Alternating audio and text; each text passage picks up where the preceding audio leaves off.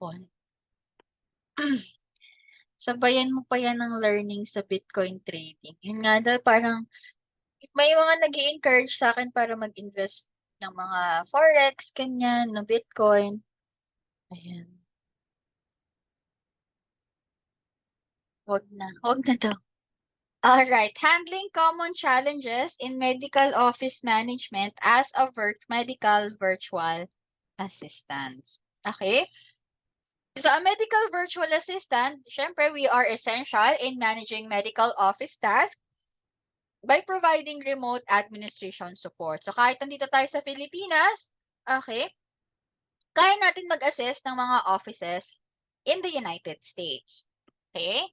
So, we handle appointment scheduling, patient communication, EHR management, ensuring that patient records are accurately maintained. Okay, dapat accurate siya. Every update, kung meron mang changes, dapat real-time natin siyang pinabago. Kasi kung ano yung nakikita natin sa end natin, yun din makikita ng iba when they navigate the EHR. Kahit sino pang maghawak niyan, pag-iisang facility lang siya. Okay, medical virtual assistant also performs insurance verification, manage prior authorization, and assist with medical coding and medical billing. Kahit simpleng invoices lang, it can affect the office greatly. Diba? Pwede tayong malugi kung hindi maayos yung ating invoicing, hindi maayos yung ating claim submission, or even insurance verification. Kaya ang daming pwede maging consequence if mamali tayo ng isang bagay dyan. Okay, we are also responsible for data entry, document management, and general office tasks like inventory control. Pero bibihira akong makita ng inventory control kasi mostly yung mga nasa office yung gumagawa nun. Hindi naman natin control kung ilan yung supply na lang na natitira. But there are some medical VAs na sila yung nag-order ng mga equipments or mga supplies. Okay, so by efficiently managing these responsibilities, medical VA helps streamline office operations, maintain compliance with HIPAA, and allow healthcare provider to focus on patient care, which is yun naman dapat talaga yung pag-focusan nila. Kahit scribing na role, yung simpleng pagsusulat ng notes and pag-update ng EHR, it's a big help na sa mga provider kasi yun yung nagiging main problem. Hindi sila nakaka-focus sa consult sa patient. Instead, nakaka-focus na lang sila sa pagsusulat. But if merong scriber, focus na lang sila sa pagtatanong ng mga questions and pagdo-document. Okay, so ano-ano nga ba yung mga common challenges in medical office management? So we have appointment scheduling conflicts.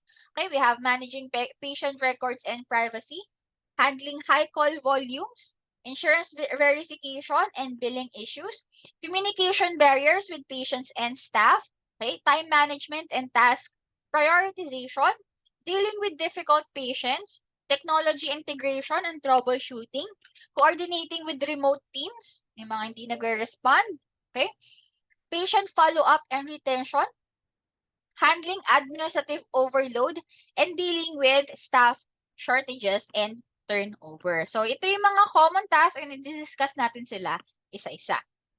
Okay, so appointment scheduling conflicts, so real-time adjustment yan. Pag may tumawag na patient, especially if those na nakaschedule today, tapos nagpabago sila ng schedule, nagkakaroon ng conflict or nagkakaroon ng error sa ating mga daily schedule. Okay? And that can affect, syempre, yung schedule ng iba as well as the doctor. Okay, so handling last-minute cancellation and rescheduling requires constant update to the schedule to keep it accurate and efficient. Nangyayari to, lalo na pag madami kayong patients, okay, within the day. Tapos iisa lang yung provider nyo. So, it could possibly maapektuhan yung lunch break ng provider o kaya naman yung time na pag-uwi niya. Ganyan. And as well as, syempre, magugulo yung schedule nyo. Hindi lang yung provider yung malilito, but as well as yung ating mga pasyente. Okay? Patient and provider communication. Siyempre, pag nagkaroon ng changes, okay, nag-cancel or nag-reschedule, kailangan nating i-update either si provider or both the provider and the patient. Okay? Ni-notify natin sila about the schedule change kung nag-cancel man si patient, nag-reschedule, o kaya naman may mga same-day appointments, may mga isisingit na patient, ganyan. Yan yung mga usual na nangyayari and usual challenge. Kasi, bakit siya naging challenge? Kasi you have to adjust the schedule eh. Okay? And may mga pasyente na syempre nakaschedule sila within that time frame, tapos na-move yun, magagalit din sila. Diba? Paano na lang pag umaga pa lang na-change na or na-adjust na yung schedule? And then yung mga nakaschedule until the afternoon, maapektuhan din. Okay? Maapektuhan ng workflow disruptions. Okay? And of course, financial impact. Diba? Syempre, pag walang patient, saglit lang, tawagin nanay ko. Okay? So, financial impact, cancellation and rescheduling can affect billing and revenue. Okay? Bakit? Kasi syempre, pag nag-cancel si patient, walang kita yung clinic, walang kita yung company. And as well as, hindi mababayaran yung doctor for that time. Okay? And as well as rescheduling. Kasi magkakaroon ng empty schedule imbes na meron or imbes na makapag-try pa tayong humanap ng kapalitan niya. Kaya meron tayong mga tinatawag na wait list pagdating sa mga practices. Yun yung mga flexible schedule na mga pasyente na pwede mong tawagan at anytime just in case merong na-open na schedule. Doon naman natin siya pinapasok. Yes, yun pa, may mga cancellation fees pa, 'di ba? Kailangan nating i-charge or follow up. Ganyan. So yung solution natin diyan are some example use scheduling software, pero kasi 'di ba, kahit yung EHR natin mayroong mga scheduling software, kahit may mga appointment reminders, if hindi talaga mag-follow si patient, wala din. Okay? Sa system namin before, we use Practice Fusion, and Practice Fusion sends an automatic reminder. Pero hindi pa rin nagko-confirm si patient, so I have to call them again just to confirm if pupunta sila or hindi. Nagkakaroon ng double work pa rin kahit na may integrations ka na.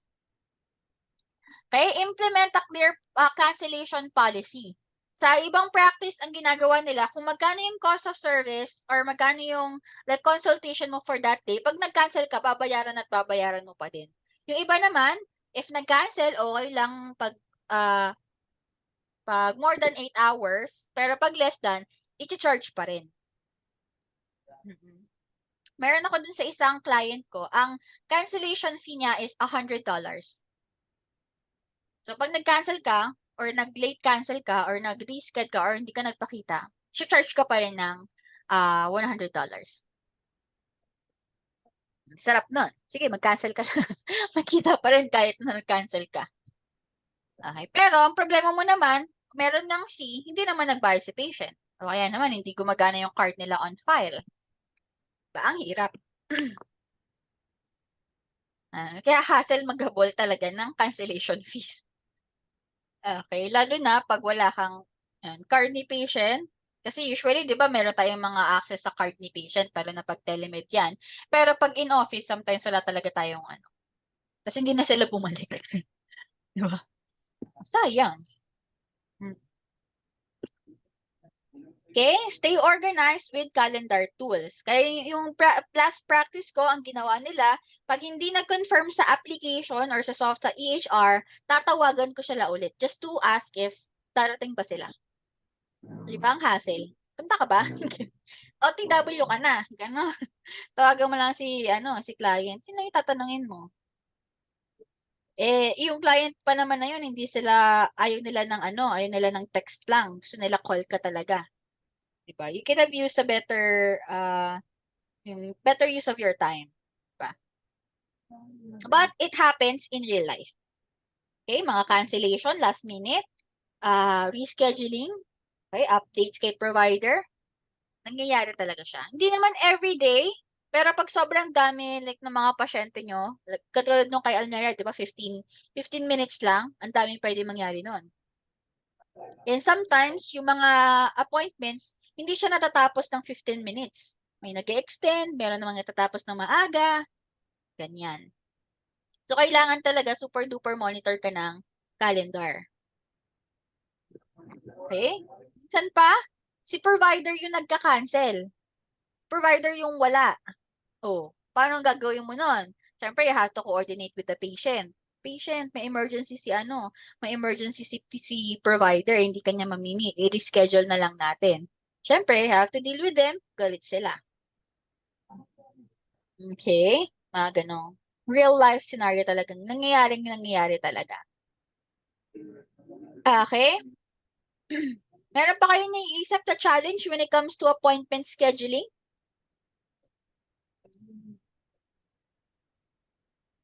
Sa akin ito yung mga common na nangyayari talaga.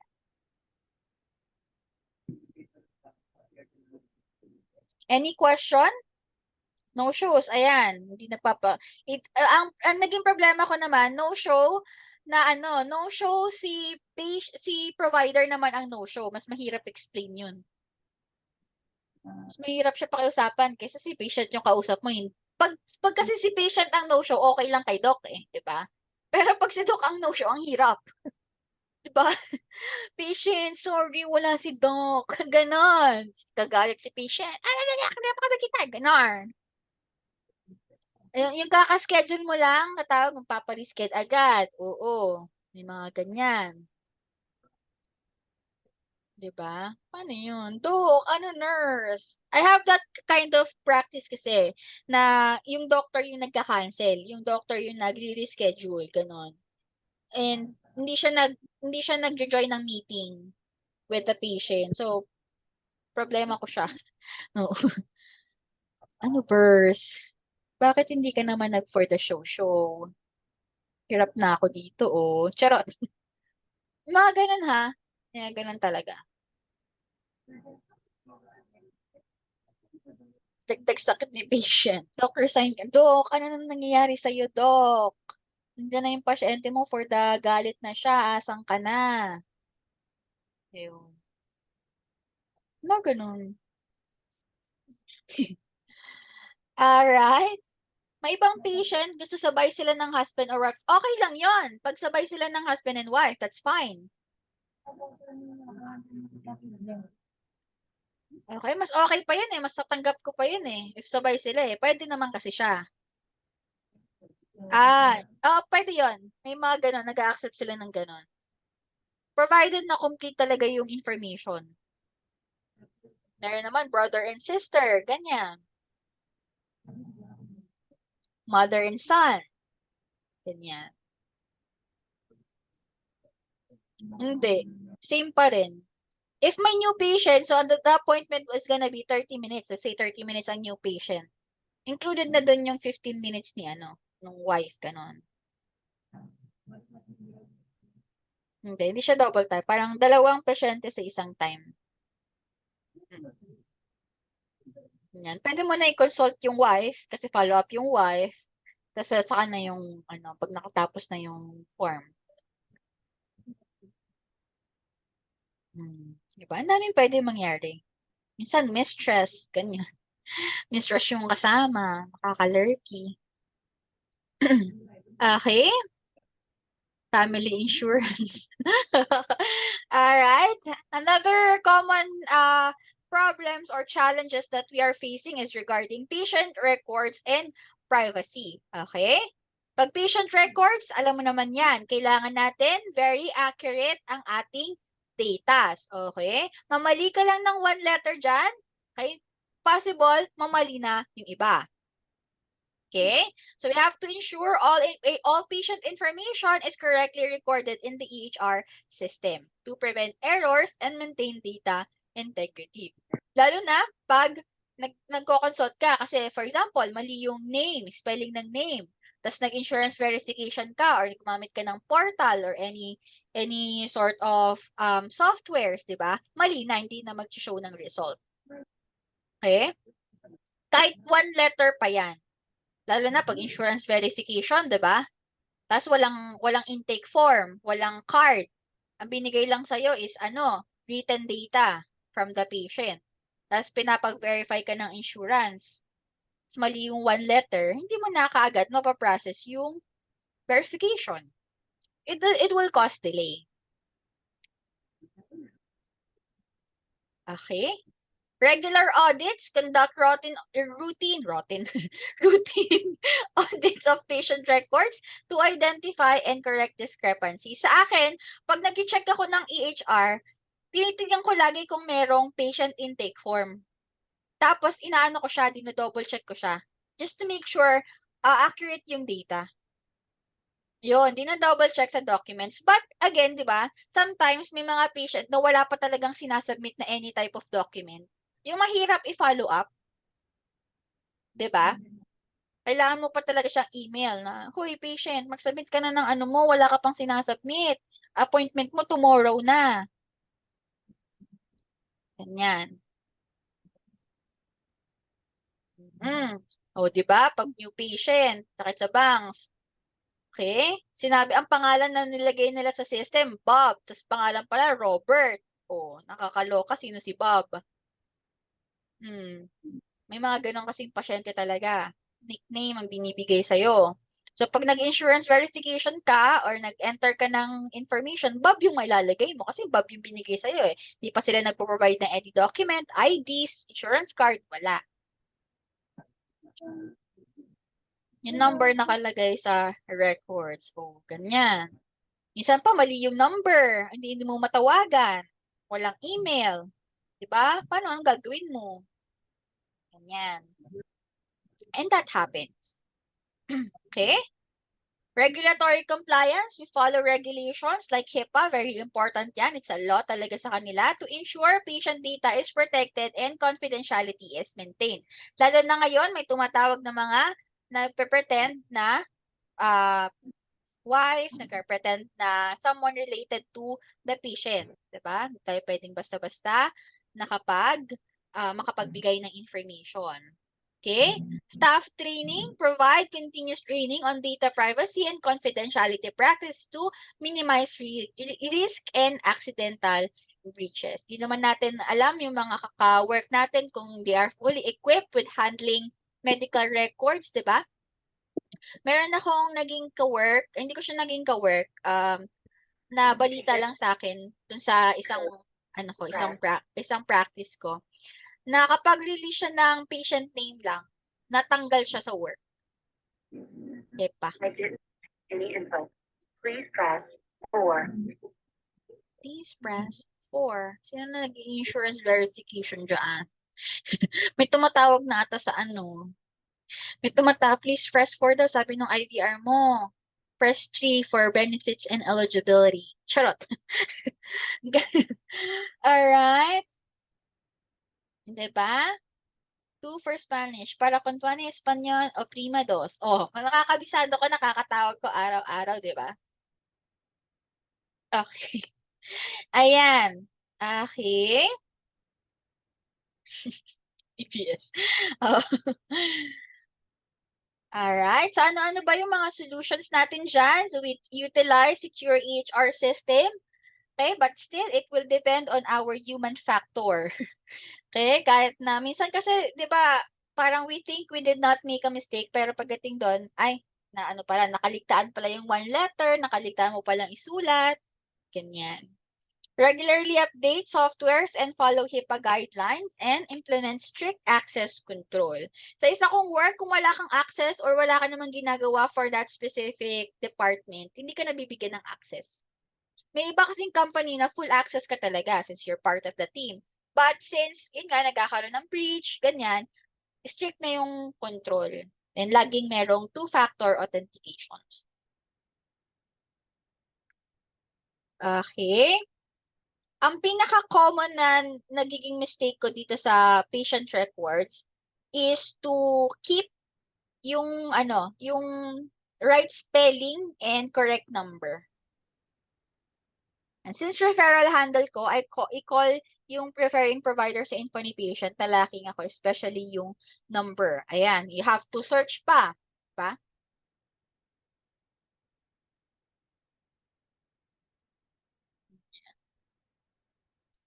Alright? Mga simple detail. That's why it's very, lagi sa mga job posts, nakikita natin, keen attention to details is because of these human errors. Diba? Okay. Next is our handling high call volumes. Ayan, araw-araw kong nararanasan to. Okay, yung mga sobrang dami ng call na dumarating sa clinic. It's a good sign Kasi maraming nag-e-inquire, marami kayong patient, but if isa ka lang, mababaliw ka talaga. Okay? So challenge is how do we prioritize call, 'di ba? How do we use our triage system? How do we prioritize kung sino yung urgent, sino yung hindi? Okay? Ano pa? Yung iba naman gumagamit ng mga IVR. Okay? 'Pag nag-i-insurance verification ka ng Medicare IVR, hindi ka kahit na ma-connect ka sa representative, hindi binibigay yung information. Yan, very good, spam callers, may tumatawag pa na ganyan. Yung iba naman, yung call nila mali lang pala yung dial. Meron akong trainees nag-reach out sa'kin, sabi niya, "Coach, mag-a-apply ako dito sa company na 'to. Kaso coach, natatakot ako dun sa parang estimated calls nila per day kasi 180 daw." Sabi ko, "Nakakaloka naman yung 180." Sabi kong gano'n. Pero sabi ko sa kanya, "I don't think naman naaabot talaga ng 180. It can, pero hindi naman lahat yun may concern." Sabi ko sa kanya, "Malay mo half nun ano lang, wrong dial lang." Parang inestimate lang nila, 'di ba? May wrong dial lang, kaya naman resched lang, 'di ba ang bilis naman mag-process ng reschedule, 'di ba? May question lang with regards to prescription, follow-up lang, ganyan. Hindi naman yung super duper talagang complex mong 30 minutes ka sa call, 'di ba? May mga calls kasi natatapos lang natin within 5 minutes, 'di ba? Sa inyo, Kyle, Almera, ano yung pinaka-longest call niyo na and pinaka-shortest call niyo? 'Pag sa pharmacy, waiting. O 'pag sa pharmacy automatic yan waiting Mm, maski sa insurance verification. 'Pag patient, like patient concern, ganyan. mahaba na 5 'Di ba minutes lang. mahaba na yung 5 5, oo. minutes, oo, Mm. gano'n siya. Maraming call like 180 it could, pero hindi naman lahat yun ano super duper haba talaga yung super complex yung mga ano nila, mga concerns nila. Hmm.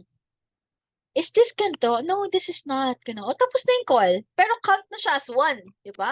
Tumawag pa rin siya, pinick up mo pa rin yung call. Parang sabi ko, "Hindi naman siguro, baka tinatakot ka lang or kaya estimated lang na receive nila." Ganyan, spam callers pa. Ang hirap nun, minsan 'pag ito, handling high call volumes, may mga practice na ng ayaw nila ng nami-miss mo yung call.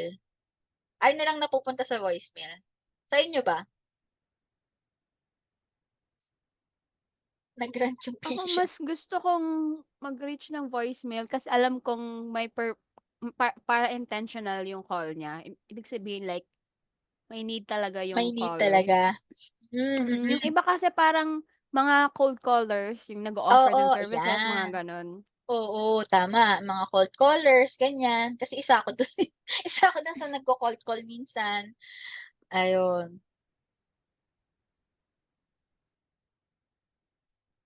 then nire-resolve ko yung mga ganyan. May mga patient na nagra-rant, ganyan. Eh, 'di ba? Tas may mga tumatawag na ibang facility, tumatawag na pharmacy. Yes, kasi in pain siya. Ano naman, eh, we have to listen. Pero yung hindi natin matatanggap yung mga spam calls tapos yung mga wrong dial, gano'n. Okey. Increase staffing, 'no, though parang this one is a great suggestion. Kaso kasi it will depend on the, practice manager, 'di ba? Kahit na kailangan ng minsan kasi 'di ba kahit kahit kailangan natin ng staff talaga hindi sila nagha-hire. Yung talagang gamit na gamit talaga tayo. May mga times naman na nakikinig sila, nagha-hire talaga, ayan. Pero this one is one of the reason why I, left my past job. Kasi ako lang mag-isa and I was handling 80 to 100 calls per day plus referrals, plus insurance verification, ah, lahat. Sabi ko mag-hire ka ng isa. Nag-hire naman sila, yung unang nila is walang nangyari. Pangalawang hire nila, parang sobrang haba ng training time, 3 weeks inabot. Eh, sa loob ng 3 weeks pagod na talaga ako. Ikaw bahala ka diyan. Oo, nakaka-drain talaga mag-calls, promise. Kahit na sabihin natin, "No, this is our wrong dial," ganyan, gano'n. Meron nag-hire sa'kin na direct client, nag-overstaffing daw siya para hindi magkaroon ng gap in case may mag-leave. Ayan, that's a good that's a good management. Yung siyempre may mga turnover, may mga magbabakasyon, may mag-maternity leave, but dun sa client na napuntahan ko wala kasi silang gano'n. So parang kasalanan mo pa if mag-ano ka, if may sakit ka. Kasi siyempre mag-a-absent ka and they have to fill in for you.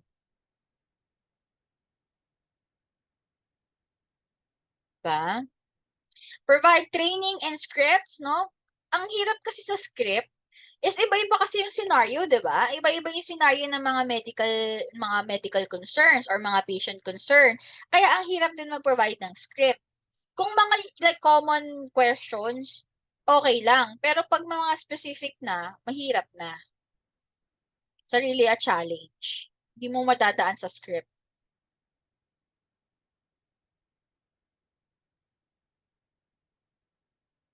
Okay, may mga times pa na yung hinire nila, yung ka-work mo, ilang beses mo naturuan, hindi pa rin ma-gets.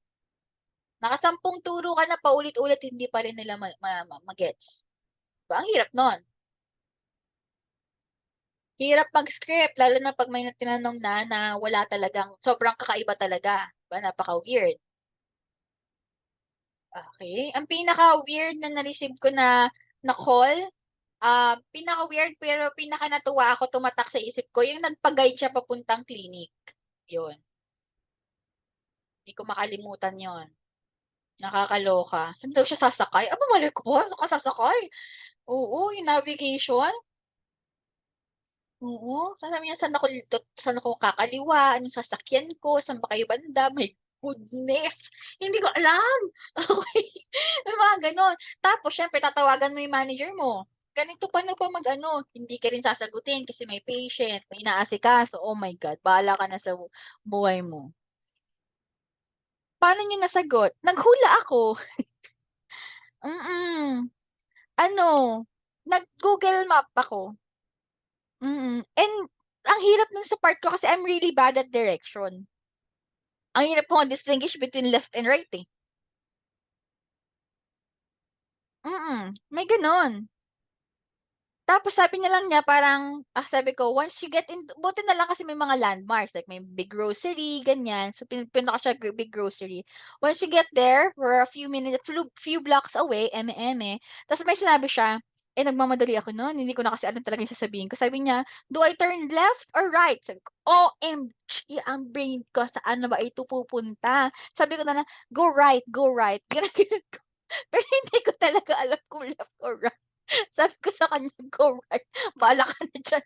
Sabi niya, "Okay." Gano'n, tapos binaba niya. Nakarating naman siya sa clinic, thankfully. Mm. Kinabahan lang ako ng very, very light. Basta sabi ko lang, "Go right," pero hindi ko alam talaga kung right ba talaga or left kasi hindi ko naman alam kung saan siya nanggaling, eh. Hindi ko rin alam kung kung nasaan na siya. Sabi niya, "Do I go left? Do I go right?" "Go right, go right." Gano'n, eme. Buti naman nakarating siya ng safe. Hindi ko makalimutan 'yun. Nag-ano talaga ako, for the Google Map talaga ako. Mm.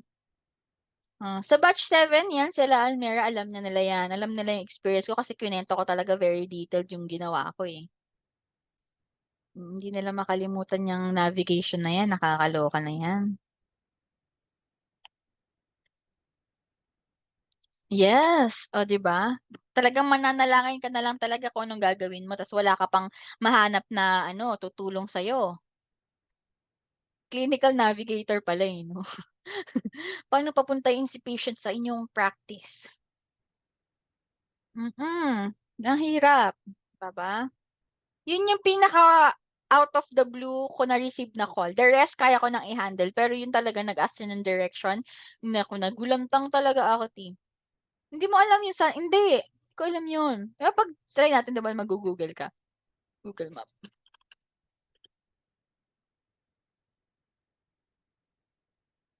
Ayan, 'di ba 'pag ganyan, let's say yung search ko yung aking clinic. Ito yung clinic namin, this one. So ito siya. Ito siya, 'di ba, yung clinic namin. So this one is not a main road, this one is a main highway. Okay? Ang pinaka nabibigay ko lang sa kanya na direction is this one. This one is a big grocery dito. May big grocery dyan. Tapos itong pink na nakikita niyo, this one is a hospital in Providence. Okay. Tapos sabi niya, if I remember correctly, manggagaling siya dito. Papunta dito. Ditong part. So, syempre, mali ko ba sa intersection na yan? Alin ba yung highway dyan? Alin ba yung skyway dyan? O, di ba? Ang daming kanto. Okay, go to Providence. Sa tawag na naman siya. I'm here at ganito ganyan. Okay, just drive a few blocks and you'll see. Eme, go right. Bala ka na dyan. The number you have dialed is either unattended or out of coverage area. Every time tatawag siya, syempre makakabisado mo yung number, di ba? Kasi makikita mo pag unang call mo. Bahala ka na dyan. Ito na naman siya, tumatawag na naman siya. May time na ginawa ko, hinayaan ko lang siya mag-ring para mapunta na sa katrabaho ko. Hindi rin naman nila pinick up, so wala akong choice. Okay, pagtiyagaan ko na 'to. Okay. Hindi nila alam yung mga street, daming street diyan, 'di ba? Okay. Nakarating naman siya thankfully. Hindi ko na alam kung nakalimutan ko na yung pangalan niya. Pero nakarating naman siya. Tas, kinomend naman niya ako dun sa manager ko kasi for guiding him daw. Hindi ko nga alam kung ginaid talaga kita, eh. Ewan ko nga kung saan ka pumunta, eh. Parang nakaka-guilty naman nun. Malay ko ba? Alright, gano'n, hirap. Paano pa kaya 'pag paano 'pag galing siya dito? How to get to your clinic? Sabi niyang gano'n. Diyos ko naman, how to get ba? How to get to clinic. Mag-Google ka how to get to ganyan, ta's hindi mo rin maintindihan. Do you have Google Maps? Mag-Google Maps ka na lang.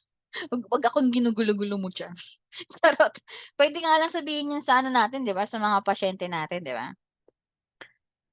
Alright. Kayo ba, anong mga weird calls na na-receive niyo na? Almera, tas si Kyle. Parang for me, coach, wala pa naman Wala so pa. far. Mm. Ang unfair ng buhay 'no? Charot.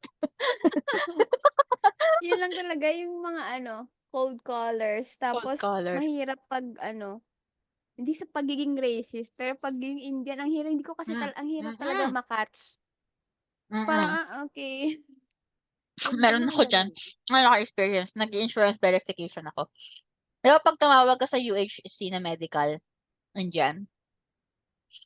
Tapos di ko siya maintindihan talaga 'te, kahit anong try ko talaga. Sabi ko, "Can you speak a little bit slower?" Ayan, demure tayo. Sabi niya, "Okay." Gumaganon siya. Talagang hindi ko siya maintindihan. Sabi ko, "I'm really sorry. I really can't understand you. Can you transfer me to someone else?" Sabi kong ganyan. Sabi niya, "Why? Why should I transfer you?" Gumaganon siya. Sabi ko, "Ay, paano ba 'yan? Hindi mo ma-explain mapakiusapan." Sabi ko, "I'm sorry. I just can't understand you. Can you please transfer me to someone else?" "No, why should I transfer you?" Ayun talaga ako transfer, binaba ko na lang. Wala na akong choice. Meron pa no'n na tumawag ako sabi ko, UHC na naman, ito na naman, Indian na naman yung maano ko. Ta's may sumagot and siya, neutral accent siya. So, I'm not sure if Indian siya or Filipino siya or whatever. Sabi ko na lang alam mo yung unang sabi ko, "Thank God." Gumanon ako. Thank God. Gumanon talaga ako. Mm. May mga Indian naman na very good accent yung maiintindihan mo, pero may mga iba kasi talaga na heavy. Kasi yung iba parang halata na binabasa nila. So, parang ang bilis. Yung parang may script sila. So, hindi mo Hmm, ma-catch. yes, oo. Kahit na sabihin mo sila, "Can you speak a little bit slower?" Ganyan. Hindi talaga kaya, eh.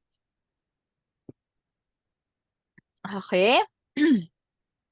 Mga epic fail natin.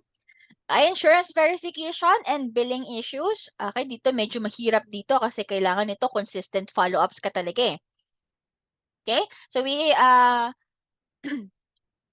have to make sure na accurate yung claim submission kahit yung payer ID pa lang, na mali na, mapupunta yung claims mo. Sabihin magbo-bounce back siya, 'pag nag-bounce back 'yan, another submission ka na naman. And some companies, it takes 30 days ang review bago ma-approve or bago ma-paid. Okay? Isipin niyo na lang kung ilang delay pag na mali yung information. Review and resolve denials. May mga bumabalik, hindi mo maintindihan bakit siya na-deny. Okay, kailangan mo tumawag sa company, tas iba-iba yung mga information na binibigay sa'yo. Ang hirap nun. Okay? Patient billing and management or patient billing management. Siyempre, magkakaroon tayo ng invoice. Pag nag-i-invoice tayo, di ba, meron pang times na walang funds yung card nila, declined yung card. Yun nga, so you have to follow up again with the patient. Okay, may mga times pa na like in process or in progress yung claims. Tapos after a month or 2 wala pa ring update, you have to consistently follow up. Ano na nangyayari? Yan. Ano pa mga if credentialed ba yung yung provider? Yan. Mga patient responsibility, magkano lang yung binayaran ni insurance? Diba? Madaming pwedeng mangyari diyan. Na-try ko na dito kasi mag-follow up ng claims. Tumawag ako, ano nangyari din sa claims. Ganyan. And as well as yung insurance verification. Sometimes, iba yung ibibigay sa'yo ng information. Pag tumawag ka ulit, iba na naman. Ang daming, Okay? Minsan, ang nangyayari, pag magkaiba yung information, tumatawag ako ulit. So, ibig sabihin, 3 calls for 1 patient. And syempre, yung pag-call naman, when it comes to insurance, ang hirap, ang tagal ng wait time. Isipin mo, isang patient lang yun, tapos 3 calls ka kasi iba-iba yung information na binibigay sa inyo. Okay, and hindi mo pwedeng isubmit pag ganon. Kasi syempre, it could backfire. Kasi pwedeng mangyari, pag mali yung information na binigay mo sa provider, mamali yung billing. So, babalik na naman din sa'yo yan. Ganun yung problema ko ngayon with doing insurance verification. I have to call sometimes. May mga clear, yung iba naman sobrang hirap kasi iba-iba yung information, tas yung ibang representative ang hirap kabanding kasi hindi nila binibigay yung information, i-redirect ka nila to availability, and yung availability sobrang gulo din. Ganyan. May mga ganyan. Tapos minsan yung automated na message like press 1, press 2 hindi pa gumagana. Like, say yes if it's correct. Yes! Yan. Kulang na lang talagang sumigaw ako buong yes! Sobrang gigil. Ganon. I'm sorry, gawa ganon yung bot. I'm sorry, I cannot understand or I did not hear a feedback from you. I did not hear a response from you. Yes! Yes, yes, yes! May mga ganon. Pag nag-internship tayo, tapos mayroon akong insurance verification, papakita ko sa inyo. Lalo na pag you're dealing with Medicare IVR, Diyos ko. Mapapa-Diyos ko ka na lang talaga, mananalangin ka na lang talaga. Press 1 for claims, press 2 for insurance and eligibility. Sorry, press 2 ka. Sabihin, please enter the member ID. Enter my member ID. I'm sorry, gaganon siya. I cannot understand. Or you have inputted an invalid data. Ganon. Diyos ko naman. Ang kailangan mo sa akin. May mga ganon. Mahirap. Promise. Maabot ako, ang pinaka-worst na inabot ko sa insurance verification, sumisigaw talaga ako. Tapos na-transfer ako with 5 different representative. Hintay ng hintay. Maling, pa yung tina-transfer ka, pero maling department, tas maling department na naman, tas maling department na naman. Yung ganun. Hirap. Okay, sana wag niyong danasin. Okay, pero pag pumunta kayo sa insurance verification eligibility part, message niyo ako pag nahihirapan kayo kasi kabisado ko na yan. Hmm. Okay, stay updated with the insurance policies, no? And double check billing codes, double check yung claims, make sure all informations are accurate. Okay, and clear communication with the patient as well. Kasi meron din siyang part doon, ang kanyang patient responsibility. And meron tayong law in the US wherein it states na No Surprises Act, hindi pwedeng hindi inform si patient sa kanyang mga fees and mga responsibilities. Alright? Communication barriers with patient and staff. Okay? Use clear communication, no? Even though we are very familiar and knowledgeable with medical jargons, no? Hindi natin siya pwedeng gamitin. As much as possible, we explain it layman's term. Alright. Employee translation services, no? May mga specific states in the US that have multi-race, di ba? And minsan, meron tayong mga translation services na binubook, like third party, just to understand the patient and converse with them and assist them. Mga ganun. Provide written materials for those with disability when it comes to speaking or others, di ba? Such as brochure, consent forms, and offer in multiple languages. Okay? sa calls, dati, no, may nakausap na akong Japanese, okay, Chinese, Korean, British, ang hirap-hirap.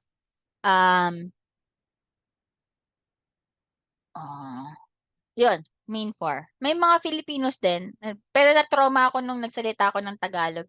Nagmamagaling kasi ako eh. Alam ko ng alam ko na yung from her accent, alam ko na Filipino siya. And wala naman kasi nag-audit nung call ko, tas ako lang mag-isa. Tas trinay ko siyang kausapin in Tagalog. Sabi ko, are you Filipino? Gumanon ako sa kanya. Yes, you can speak to me in Tagalog. I can understand. Sabi ko sa kanya, ano ka ba? Pinoy ka ba? Sabi niya sa akin. Sabi ko, opo. Ay, nagtagalog na. Kasi wala naman nag-audit ng calls ko. Opo, sabi ko sa kanya. Ano po bang concern nila? Ano po? Kasi nahihirapan siya mag-speak in English eh. Para mas magkaintindihan kami, nag-adjust ako. Nagbida-bida akong mag-adjust. Diyos ko, ang dami niyang tinanong sa akin. Saan ka nakatira? Anong pangalan mo? Baka kilala ko yung mama mo. Gumanon talaga siya sa akin, Hindi ko na alam kung anong sasabihin ko sa kanya. Simula nang hindi na ako nagsalita, hindi na ako nagbida-bida 'pag may nakausap akong Filipino. Gano'n. Mm. Hmm. Sabi niya, "Saan ka nakatira?" Sabi ko, "Sa Philippines po." "Sa Luzon, Visayas, Mindanao? Anong pangalan ng mama mo? Baka kilala ko yung lola mo, mama mo, papa mo." Kagulat! Getting to know each other, oo, imbes na 5 minutes lang yung call kasi naman bida-bida naman kasi ako, eh. Tagalog pa, eh. She's a caregiver and kailangan kong i-schedule ng appointment yung kanyang inaalagaan, yung elderly. And siya yung nandoon at tumulong help ng schedule, ma-sched yung patient. Sa susunod, wag kayong magbida-bida everyone. Baka mamaya, tanungin kayo ng family history. Okey. Akala ko mapapadali yung conversation namin, mas nahirapan pa pala ako. Gano'n. Alright, yung gayahin. Adjust pa more. Okay, ginawa ko naman yung best ko, eh. Okay? We use clear and concise language, we leverage translation services if necessary, and we keep an open line of communication with both patients and staff. Kamusta po may mga Australian clients? Australian mas maintindihan mo pa, British ka mahihirapan. Promise. Hirap na hirap ako sa British accent.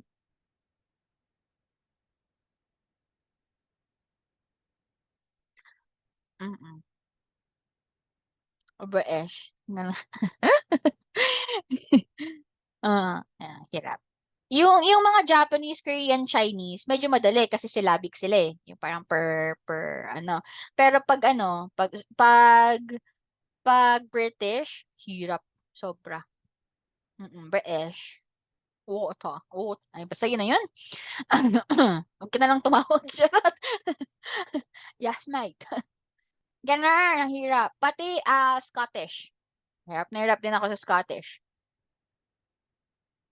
Akala ko nung nanood ako ng Brave, 'di ba Scottish yun, akala ko medyo magigets ko na yung like exposed na ako with Scottish accent. Tapos nung nakapagkausap na ako ng Scottish accent, natulala na lang talaga ako.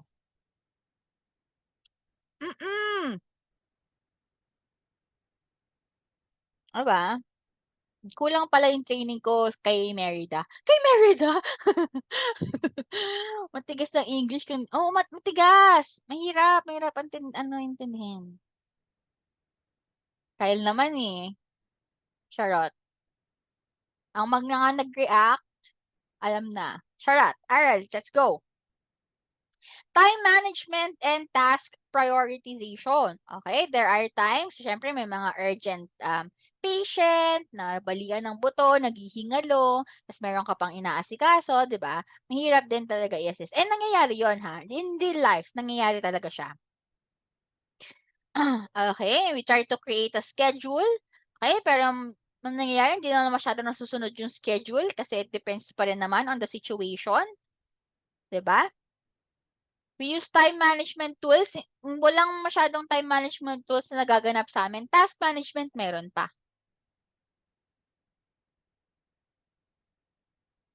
Okay? But still, depende na lang sa diskarte mo. Siyempre, unahin mo yung urgent, bahala ng iba. Ganyan. Ang sa akin naman, ang ginawa ko when it comes to time management and task prioritization, tinanong ko yung manager ko. Talagang nag-set muna ako ng expectation. Sabi ko, okay, in the event na magkaroon ng multiple na task or kaya naman in the event na sobrang busy ng clinic and I have this list of tasks, alin yung gusto mong i-priority ko? Ganon. Sabi niya, okay, calls first, incoming calls first, priority, referrals is next, and then scheduling is last. Yun yung main three. Although I still have referrals, I still have insurance verification, pero yun yung three. So in case magkasabay-sabay yun yung priority ko. Kasi sobrang busy ng practice eh. Okay, our solution is we prioritize tasks based on urgency and importance. Okay, you also have to make sure na meron kang level of prioritization. Task management tools, Asana, ClickUp, whatever that is ginagamit niya sa practice, and delegate when necessary. Pag hindi na talaga kaya, hindi naman sila magagalit if sabihin mo hindi kaya eh. Hindi mo talaga kaya, yun magagawa mo. 'Di ba? Delegate, we delegate. Okay? Dealing with difficult patients. Okay? We remain calm. Remain calm kahit gusto mo nang makipagsigawan. Empathetic. We listen actively. We offer solution. Pero minsan kasi, di ba, ang hirap. Mahirap talaga pag mga difficult patient. Okay? For the sigaw-sigaw talaga sila dyan. O kaya may problem na hindi naman talaga OA lang siya. Yung ganun. Yung ayaw talagang makipag-usap.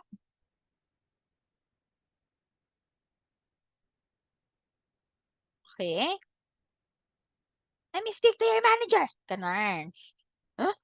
Okay? Pag mga ganyan, no, I always make sure to make a detailed note of what happened. And, ang ginagawa ko din minsan is nire-record ko yung call. Eh, ganito ka, ito yung ginawa mo sa'kin. Charot. Gano'n. But again, when it comes to difficult patients, hindi yan nawawala. Walang practice na walang difficult patients. And you have to understand their side. They're suffering, they have issues that they need concerns with, 'di ba? Be the bigger person na lang daw. But still it's still a challenge sa atin kasi 'di ba? We're the one we're trying to assist them pero ayaw nilang magpa-assist, gano'n. But hindi nawawala 'yan. And another tip or another ano sa inyo, tip. Another advice is pag minura-mura ka nila, just in case lang naman, or they tell you bad things, don't take it personally. Okay? Meron yung masasabi sa'yo whether you provide a good service or not. But in the event na sabihan ka nila ng ng mga gano'n, mga bad words or very demotivating words, don't take it personally. Yes, especially for those psychiatric practices. Mm. Talagang matetest yung patience mo, matetest yung ano mo, tempt na yung ano mo, sarili mo. Mm.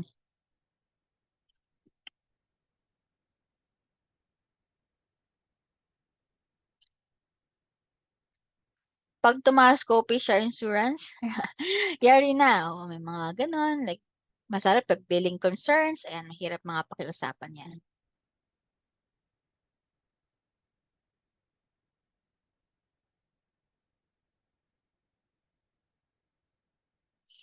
Alright? Technology and integration and troubleshooting, okay? 'Di ba siyempre minsan, there are a lot of new, ah, softwares, new devices, new applications na ini-implement, okay? Forever ano 'yan, forever evolving, forever, upgrading, okay? And sometimes mahirap mag-adjust to that healthcare technologies. Minsan may mga mahirap i-navigate talaga kahit anong, pilit mong aralin siya. And of course, troubleshooting, lalo na if we're not too familiar or if we're still learning that specific application. Alright? Wala naman tayong ibang magagawa kundi to spend time to really learn, join training, IT support, kontak ka ng IT support, 'di ba? And be proactive in learning about emerging technologies. Lahat naman natututunan, it just really takes time. Okay? Sa akin ngayon, ang pinaka-challenge ko when learning new, technologies, if ano siya, with regards to CRM. Nahihirapan ako sa CRM, ang daming function, ang daming chat flows, workflows, tabs, dun ako pinaka nahihirapan. Yun yung weakness ko, CRM. Nahihirapan ako mag-navigate.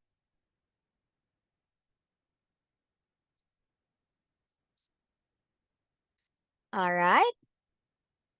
Coordinating with remote teams. Yan, lalo na 'pag you have multiple people working from home or working remotely. Minsan, due to the time difference, nakakatulog, nale-late ng pasok, ganyan. Or minsan naman, hindi naman siya na nag-late pero hindi sila responsive over chats. 'Di ba? Kahit tawagan mo, minsan hindi nagcha-chat. I'm guilty because sometimes I'm like that. Nakakatulog ako. O ayan naman, hindi ko nakikita na meron na palang message, 'di ba? Lalo na 'pag multiple practice. Do'n sa isa ko kasing practice na pinagtatrabahuhan, we have over 10 plus remote workers from the Philippines. And there are times na, yun nga, unresponsive. Another one is, may mga gumagamit ng mga bot. Yung yung bot na meron kasi kaming timer, eh. And yung timer, ang ginagawa niya, siyempre nagta-track ng activity, ganyan. Yung meron silang nabalitaan na, ah employee na gumagamit ng bot, yung walang nangyayari sa screen niya, pero merong mouse activity. Eh, siyempre 'pag may mouse activity nala-lag yung time. So, ibig sabihin wala siyang ginagawa during those hours, pero nala-lag yung time. Na-fire siya.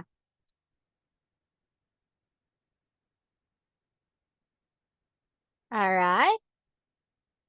Kaya nag-implementation nila is, meron silang you have to join a Google Meet meeting for the whole shift. Kahit di ka magsalita, kahit off yung cam mo, basta 'pag tinawag ka nila dapat mag-o ano ka, magre-respond ka. Ang hirap, 'di ba? Minsan kasi naapektuhan yung work ng isa, naapektuhan ng lahat. Patient follow-up and retention, okay?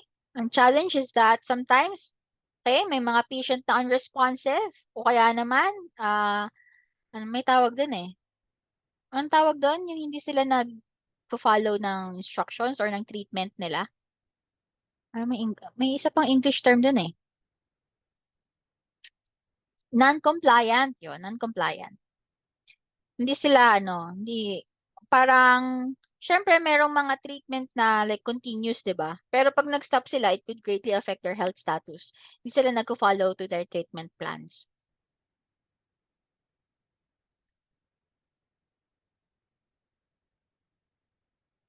Okay? Kahit na mag-follow up tayo through calls, kahit na mag-follow up text, emails, hindi sila nagre-response. Ayun. Yun yung mga mahihirap na part sa atin. So, you have to consistently follow up. Kahit naman nagko-follow up, hindi naman sila nagre-respond, wala din. 'Di ba? Gusto mo lang naman silang tulungan. Pero, ayan, we can only do so much. Kahit na i-automate natin yung appointment reminders, 'di ba? If they don't confirm or if they don't come despite with all of that reminders, wala din. Provide clear instructions pre-visit and post-visit. But if hindi nila sunod, hindi rin natin makokontrol. Kahit mag-follow up tayo ng patient via phone or email, same din. Diba? It's really up to the patient.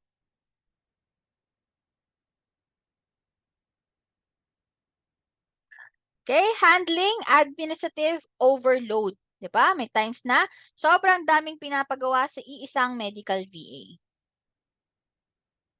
Scheduling pa lang ang hirap na. Dagdagan ka pa ng referral, dagdagan ka pa insurance verification, ang hirap na i-manage. It will cause burnout. Lalo pag sobrang daming patient, 'di ba? PA pa, sobrang hirap ano, pag mali ka ng sagot, denied ka na kaagad. And some employers, meron naman sila, they're very considerate, nag-hire sila. Iba naman, sobrang hirap talaga nila. Parang mag-hire. Budget restraint or whatever, for whatever reason. Pero, pag nagkaroon ng ganito, ang hirap magstay ng isang medical VA or isang employee. Siyempre, pagod ka na, burnout ka. Tapos, minsan pa, hindi ganun kaganda yung pay natin, di ba? Minsan lang naman. Alright? Delegate task where possible, but if walang pagdedelegatean, wala din, di ba? Streamline processes using software automation, but since we're dealing with medical, yung ibang processes, hindi talaga siya ma-automate. Kasi we're dealing with sensitive information eh. Okay? Prioritize high impact task. Okay, kayo ba, yan, sa Amera hindi siya overload. Ikaw ba, Kyle, overload ka?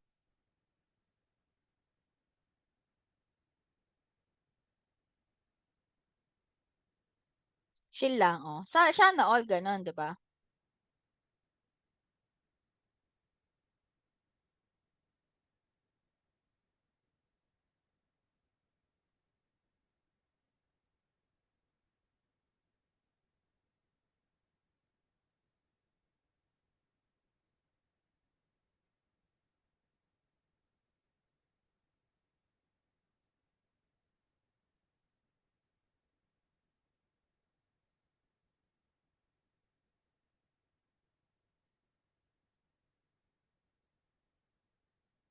Saglit, re-replyan ko lang to.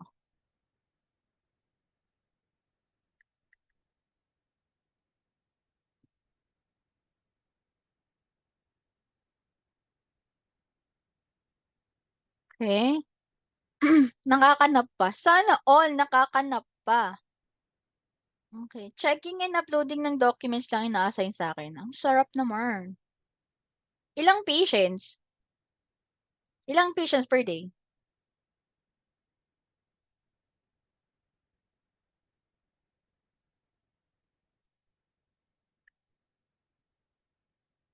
Yung buong inbox nila.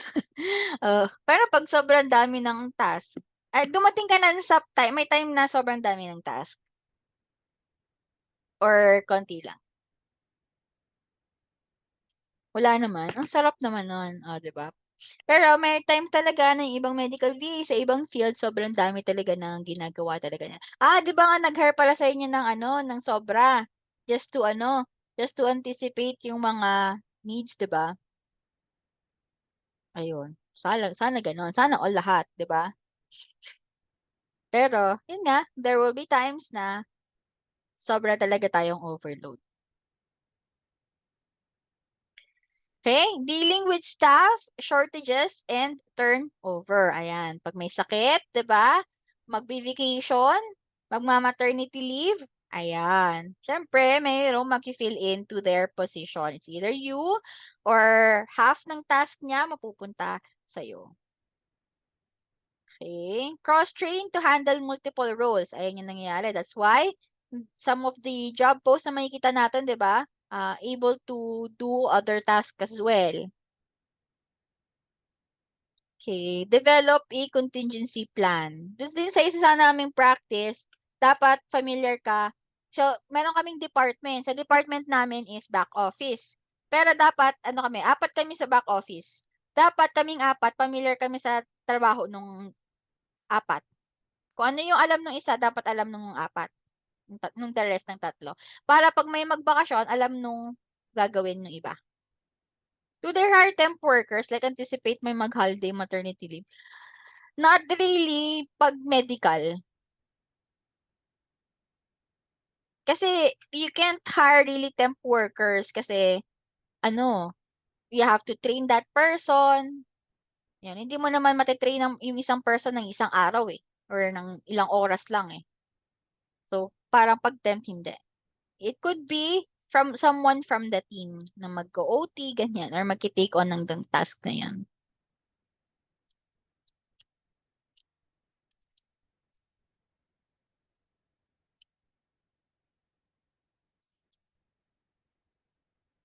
Within the team talaga.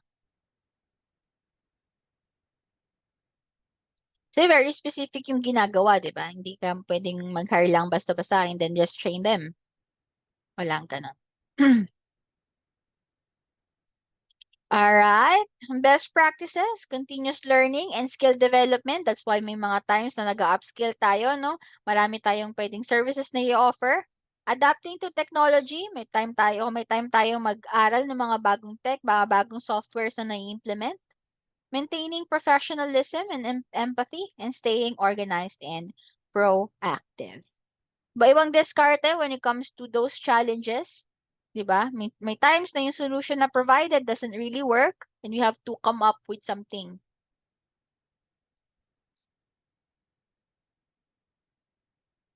Buti na lang Pinoy din kasama ko. Mahirap din ka-work ang mga Pinoy. Sa akin, mas okay ako if ang ka-work ko ay US. Sa akin lang my personal perspective.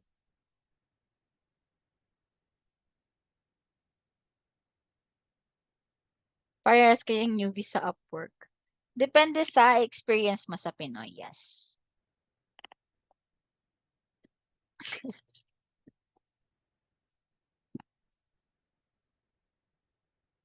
All right. Any questions so far? That's it for our webinar today.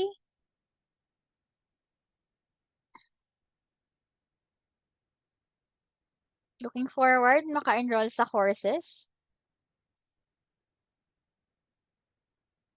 Let's go. Wala pa ba kayong for September batch kayo? That's really nice. Ayan, mga trainees ko dyan. Hindi kayo magsisisi. Yeah, si Kyle lang aming brand ambassador. Brand ambassador, Shala. Sino ka dyan? Good luck sa inyo, guys. Yes. And hope makita ko pa kayo ulit sa ibang mga webinars.